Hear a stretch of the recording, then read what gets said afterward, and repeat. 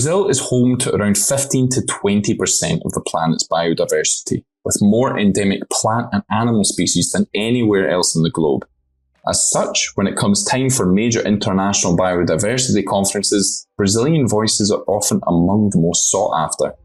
And that's no different this week, as COP16 kicks off in Cali, Colombia, for 2 weeks of debates and negotiations from representatives from almost 200 countries around the world. Fernando Tortato, a biologist and conservation program coordinator at wildcat NGO Panthera, is one of those voices flying the flag for Brazil, and more specifically for the country's Pantanal tropical wetlands, which are under immense stress from yet another devastating wave of wildfires. And before he set off for Cali, we sat down with Fernando to talk all things biodiversity, Pantanal, and of course, the region's famous Jaguars. And it's that interview you're about to hear on today's episode. My name's Ewan Marshall, Deputy Editor of the Brazilian Report, and this is Explaining Brazil.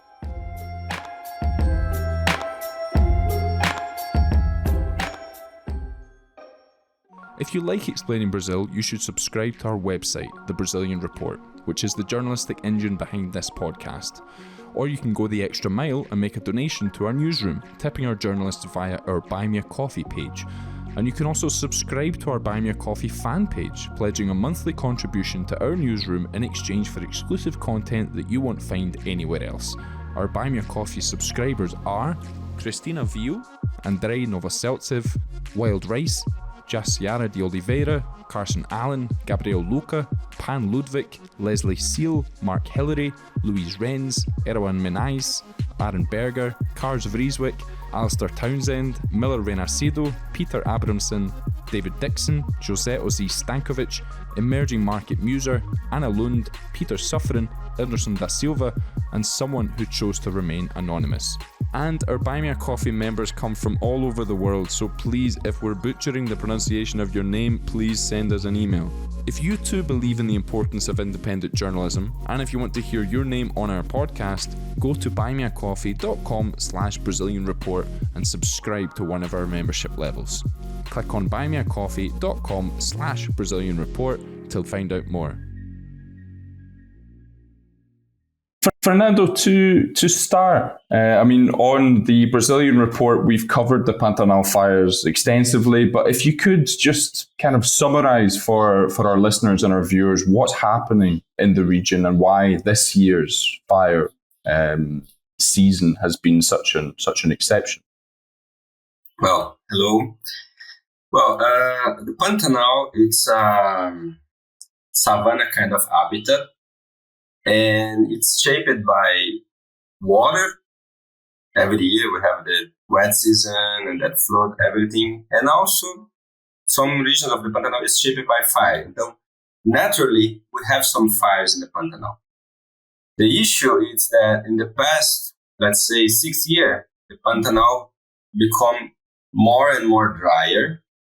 And all these wetlands and swamps and humid areas become drier, and with that, the Pantanal become much more vulnerable for wildfires than in the past.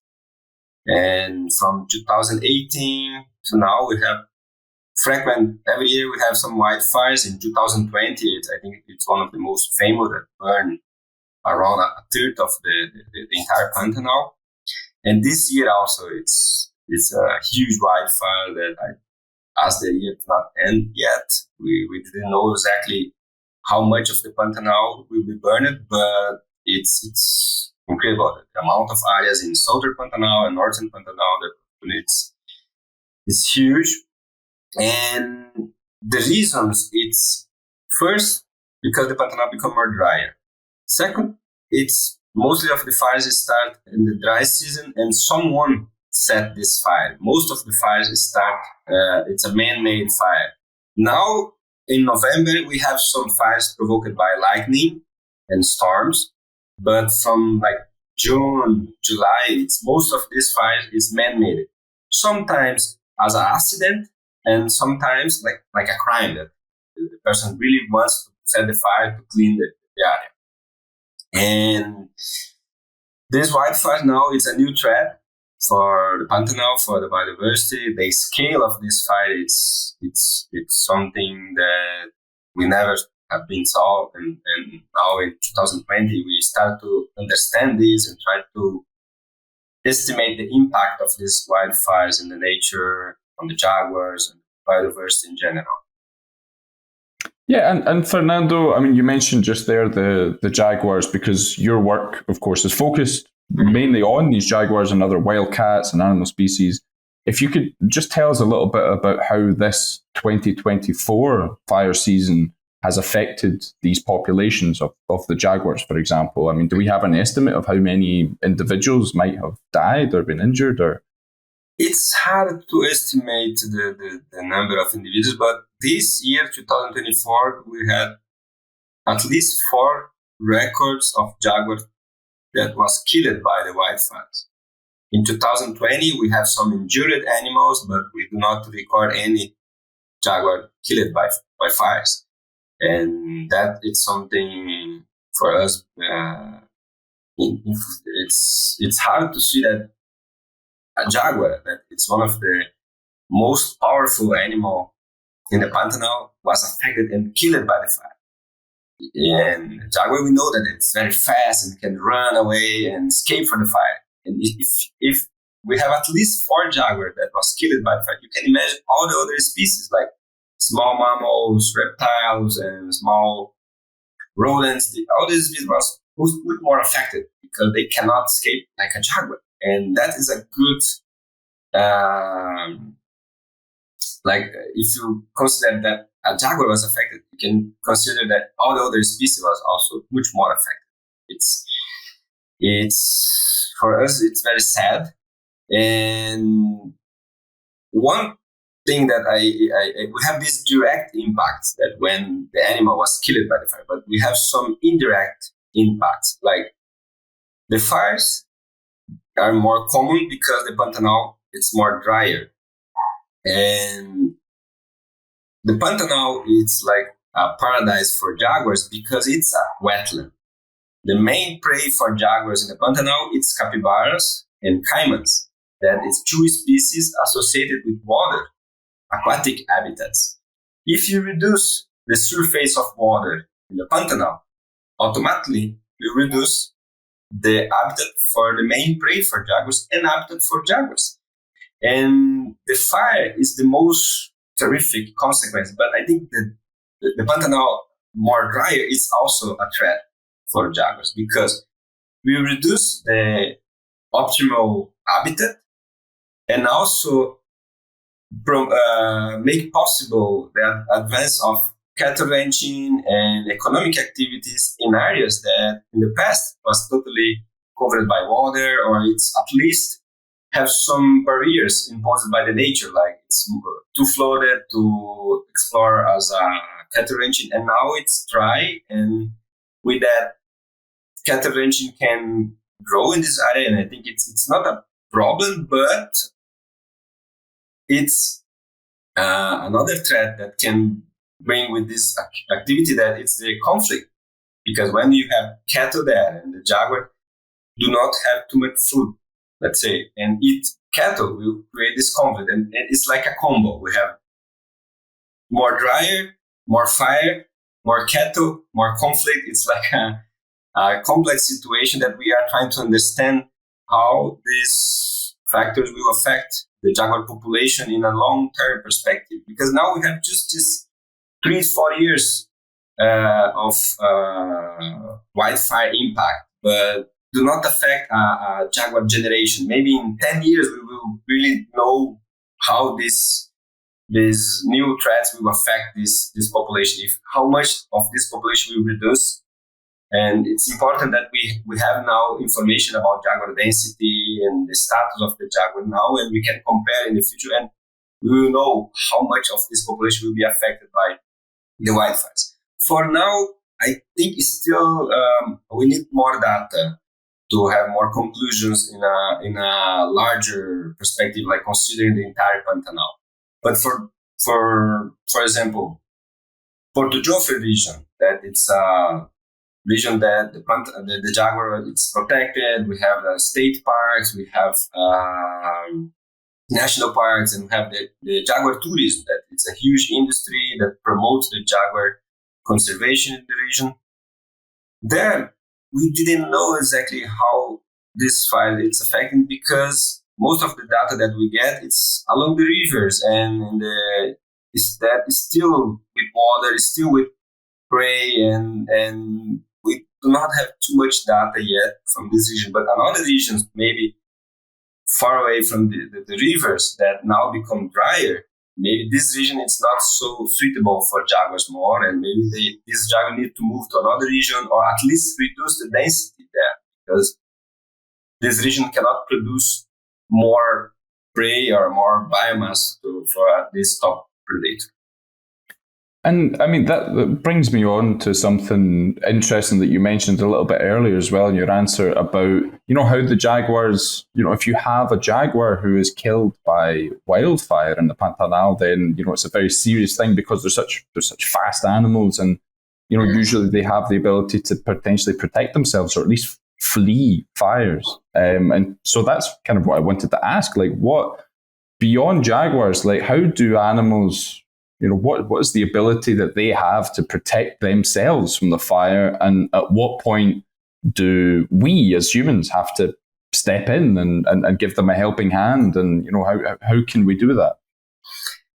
Yeah, we are learning a lot because until 2020, everyone considered Pantanal is a savanna kind of habitat. Sometimes we have some fires, but after 2020, we know that the scale that this fire is affecting, it's too much. And in 2020, we tried to estimate the number of vertebrates affected killed by the fire. And we did some transects and counting the carcass, and published this in a paper that we estimate around 17 million vertebrates killed by the fires in 2020. Most of these vertebrates eats snakes, frogs, small rodents, like small animal that cannot escape. We have a small percentage of these 17 millions that it's large vertebrates like agoutis, tapirs, deers.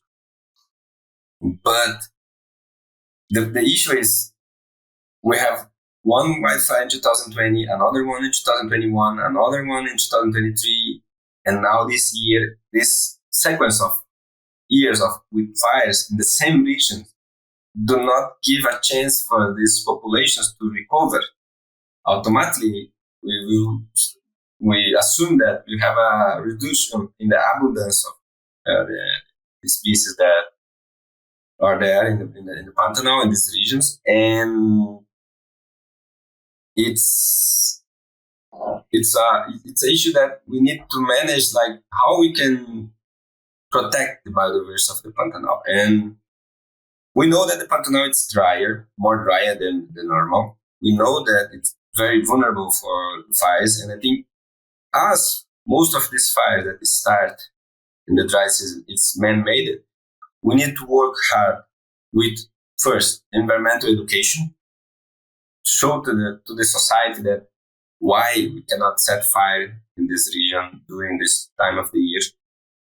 Second, I think we need to improve the surveillance and put more effort to combat this illegal activity, and also involve the rangers. I think Pantanal is 95% private lands.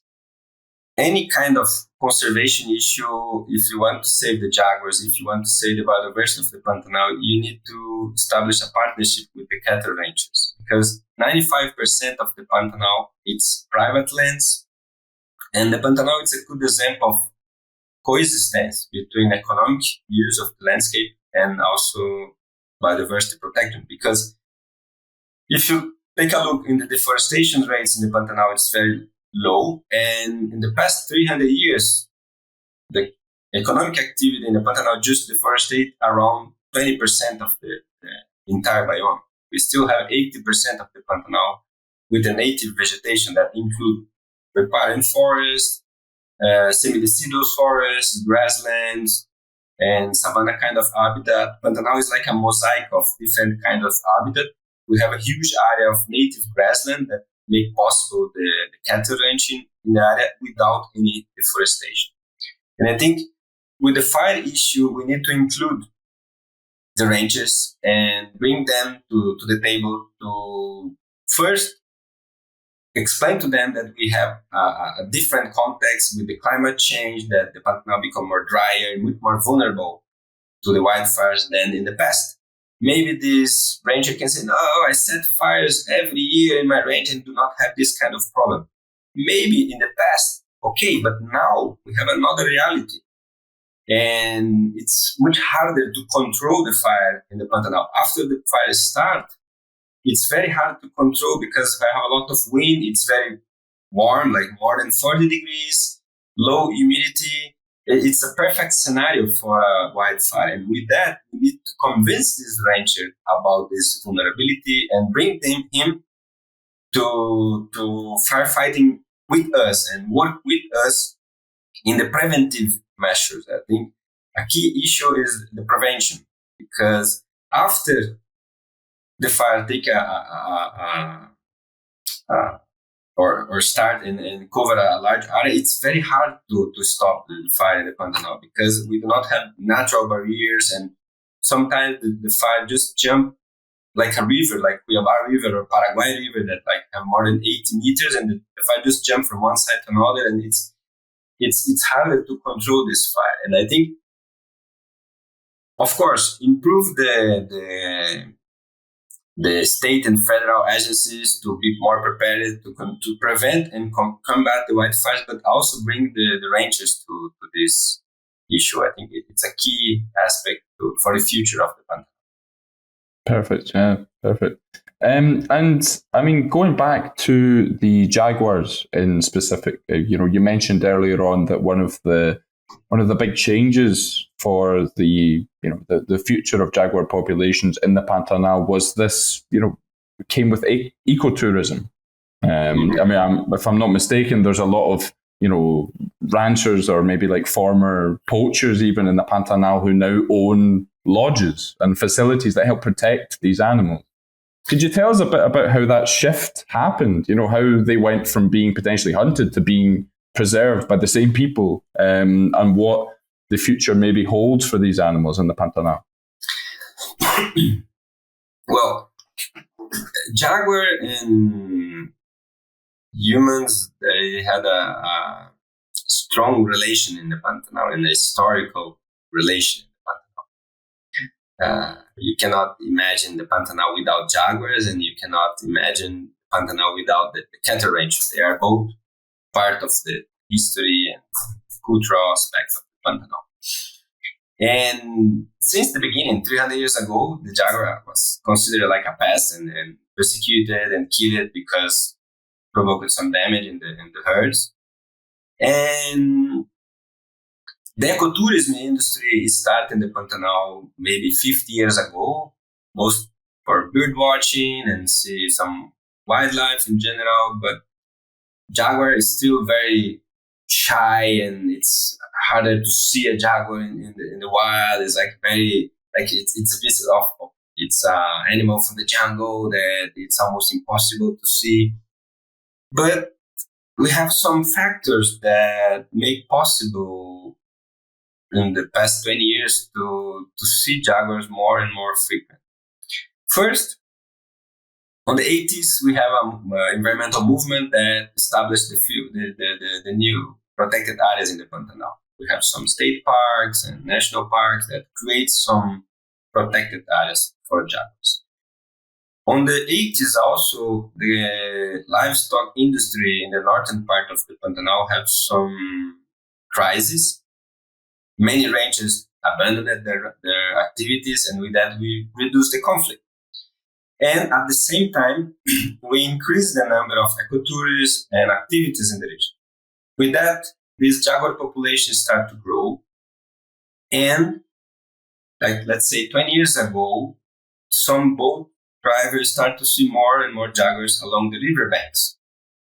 And this bring more attention for some tour operators that work in the region, and they start to bring their tourists to see jaguars.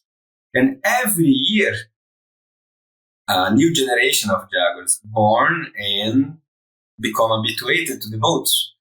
And now, from 2015, 2016, we almost guarantee a jaguar observation if you stay at least 3 days there in the Porto Jofre region. But now it's almost guaranteed that if you stay 1 day there. And during the dry season and the best months in the year, like from July to October, it's almost guaranteed to see a jaguar in the wild. And it's something, for me, it's amazing, because if you ask for a rancher 30 years ago, in the future, this region will have a industry of jaguar tourism, everyone will laugh. They say, you are joking with me. We do not have too much jaguars here, and they are very shy, then they run away. But now it's a reality, and it's something new, not just for Porto Jofre region, but it's growing in other regions in the Pantanal. We have some jaguar tourism in Cáceres, we have some jaguar tourism in Miranda, in southern Pantanal, along the rivers. We have some other opportunities, and this is something, of course, that have a benefit for conservation, because the jaguar become an attraction and bring a lot of jobs and opportunities and, of course, profits for the community. And many ranchers and people that in the past, they are involved in jaguar persecution and killing jaguar. Nowadays, they are working with jaguar tourism. It's a big change. It still, of course, have a lot to do, and many ranchers are still angry with the jaguars, and now they are more angry because they know that the neighbors have some gains and benefits from the jaguar, and they just have the damage. And it's a paradox, because one side of the fence, the jaguar is the main star of the business, and the other side of the fence, it's a huge problem, because represent damage for the cattle. And now we are managing to figure out how integrate this conflict of perceptions, and it's always joking that now I'm changing my profile. In the beginning, I'm much more ecologist. Now I started to work much more with social science than biological science, because we need to understand more about the people that is involved in this conflict than the jaguar. And it's very nice to see how the ecotourism is changing and increasing this landscape of tolerance. That it's huge region that it's not protected, but it's have the jaguar tourists there, and everyone in the region tries to protect the jaguar. They start to give names to the animals, involve the community with jaguars. They are proud that they have jaguars there, and it's totally something new, and it's fantastic, because when a ranger or a local community start to work with this, they do not stop, and they start it's like a domino effect, that it's growing and growing, and us have a lot of demand, and people from many parts of the world wants to come to the Pantanal to see jaguar. It's a process that have a high demand, and it's growing fast. And for the jaguars, and not just jaguars, but the entire biodiversity, it's a fantastic conservation gain. Yeah, fascinating. And so just to finish off then, Fernando, I mean, you talked there about people coming from around the world to see the Pantanal, to see the jaguars, but also to see the biome itself. And you often hear people say that, the best time to visit the Pantanal is as soon as possible while it still exists. Is that an exaggeration, or is that a genuine kind of threat? No, I think it's an exaggeration. As a conservationist, I need to be optimist. Everyone that works with conservation needs to be optimist. And we know that the wildfires, it's a problem. We know that maybe it's reducing the abundance of wildlife in some region of the Pantanal. But let's take a look in the 2020 scenario, that we have the numbers. Around 1/3 of the Pantanal burned, 30%, let's say. The other 70% is still there. The I will be very optimistic if it's 70% burned and just 30% not burned. But it's still 70% that do not have any impact of the wildfires. And maybe this year will be around the same. With that, we still have large areas of the Pantanal that was not affected by the fires.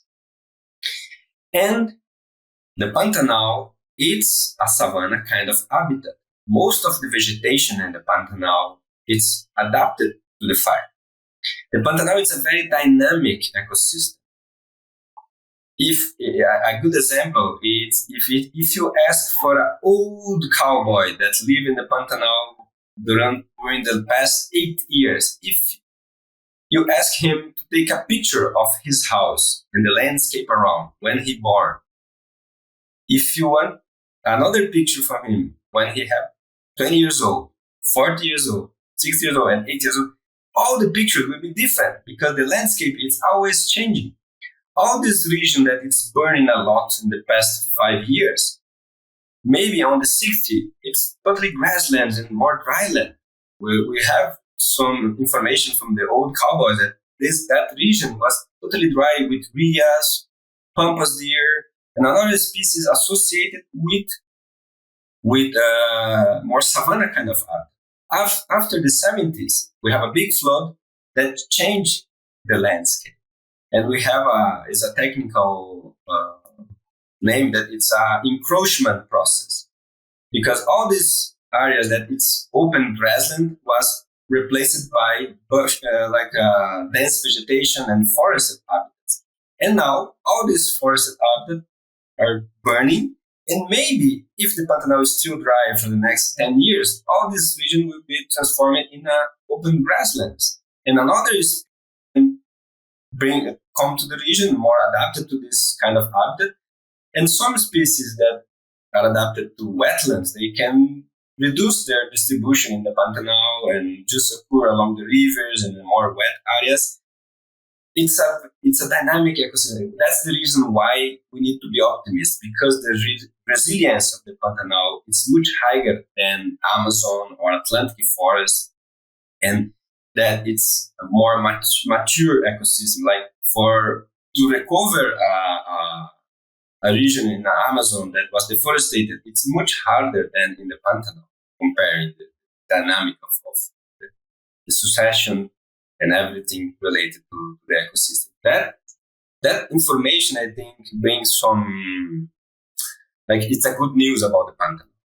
And I think the big challenge is try to understand how the climate change and how these multiple threats we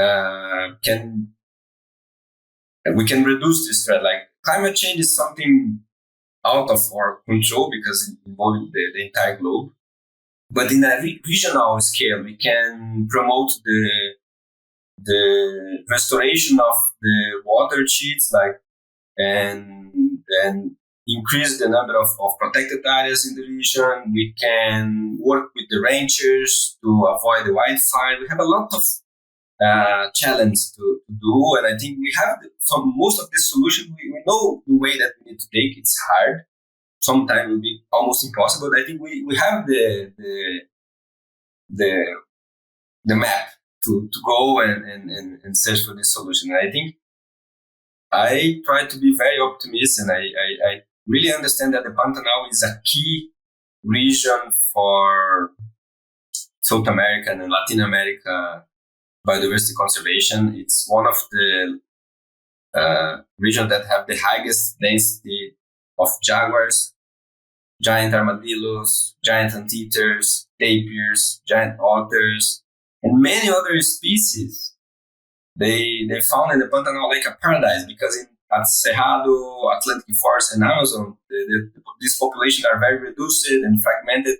In the Pantanal, we still have these species very well protected in a working landscape. That is another difference, because maybe in Atlantic Forest, it's just possible to see a jaguar in a national park. In the Pantanal, we can see a jaguar in a cattle ranch. it's magic for the Pantanal. And I think it's something that we need to talk to everyone and invite everyone to come to the Pantanal. Not because it's the last year of the Pantanal, because the Pantanal is a magic place to visit. And I guarantee that your child will also come here, and the next generation can come here, because it's a huge region. It's not like a small portion that was affected and ends. No, Pantanal is almost the size of England. We have many regions to increase the ecotourism and show to the world. Yeah, no, I think that's a great place to leave it then. Fernando, thanks so much. Thanks so much for joining us today. Thank you. If you like Explaining Brazil, please give us a 5-star rating wherever you get your podcasts. It only takes a second and it will help us reach a broader audience. Or better yet, you can sign up for the Brazilian Report, which is the journalistic engine behind this podcast. We have a subscription-based business model, and your memberships fuel our journalism and keep us going and growing. And thanks to our subscribers, we've been able to cover Brazil and Latin America extensively. And for our work, we have won and been shortlisted for multiple international journalism awards. The World Association of News Publishers, WAN IFRA, considered us the best news website in the Americas for a small or local newsroom. And in order to keep doing this work, we need your support. So go to Brazilian.report/subscribe. I'm Ewan Marshall. Thanks for listening, and Explaining Brazil will be back next week.